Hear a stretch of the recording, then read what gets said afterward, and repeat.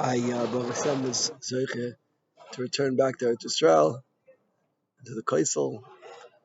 I have to thank Modem Shabbat to Kadosh Baruch Hu after a trip in Chutz La'aretz. And I want to tell you about an incident that I had that was quite powerful.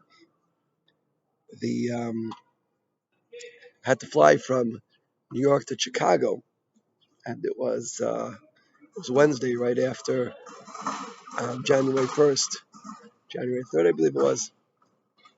I had to deliver something into the city, an important document, to one of my donors. And when I finally got to his office, he wasn't there. I called him. He said he was on the way. Got back. In any event, I had a flight to catch, and I told him I was very pressed for time. But he told me that he needed to speak to me, and I was looking at the watch and davening to Hashem. In any event, by the time I left, it was quite late.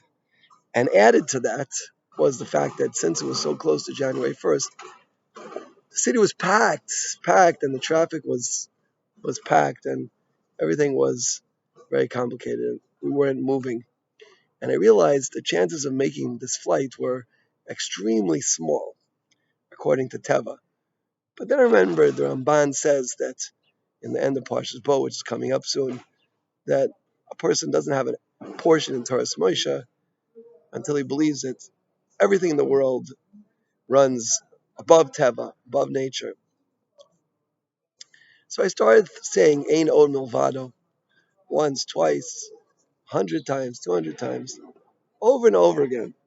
And the traffic was still moving slowly, going very, very slowly, and the time was going very fast. As slow as the traffic was going, that's how fast the time was going. Finally got to the airport. It was 40 minutes before takeoff. And the rule is you're supposed to be there an hour before takeoff, so I didn't see much chance. But Barach Mei Shamayim, they let us check our baggage through.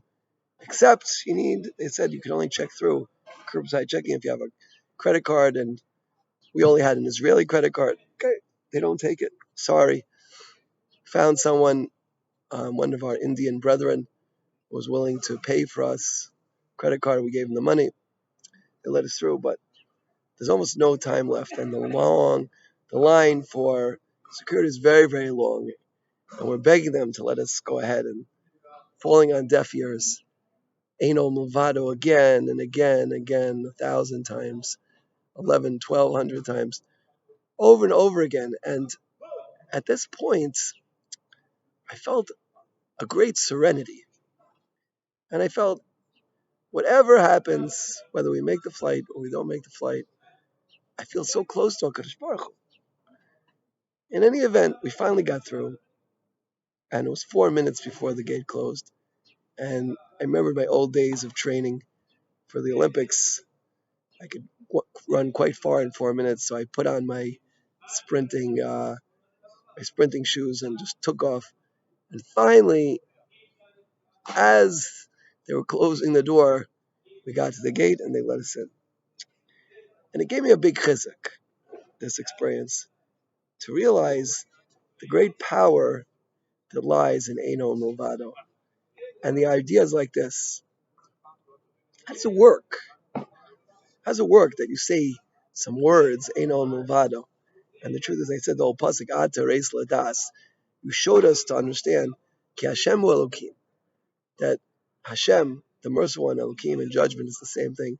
Ein Od Milvado. There is no other existence. There is no power other than Him. When a person clings to that understanding, he attaches himself to that understanding, then he's living in a different reality, a different plane of existence, as it were. And when you're connected to that plane of existence, then nothing else matters. There's nothing else there except for the Borei Olam, except for the Creator. And when you're in His hands, then you're totally safe and you're totally protected. And it could be we would have missed the flight, but at that point it didn't matter. I felt so close to Hashem that I felt whatever Hashem decrees, that's fine. And I hope He's going to decree I should catch my plane, because I had some very important speaking engagements in Chicago. But whatever He decides, He is the only power. And Rashi says that in Chulin, on this Gemara, right? A certain sorcerer came up to one of the Amraim and tried to curse him, or whatever the sorcerers do, put a spell on him. And he said, listen, ain't no Milvado. If Hashem wants it, it'll happen. If he doesn't want it, it won't happen.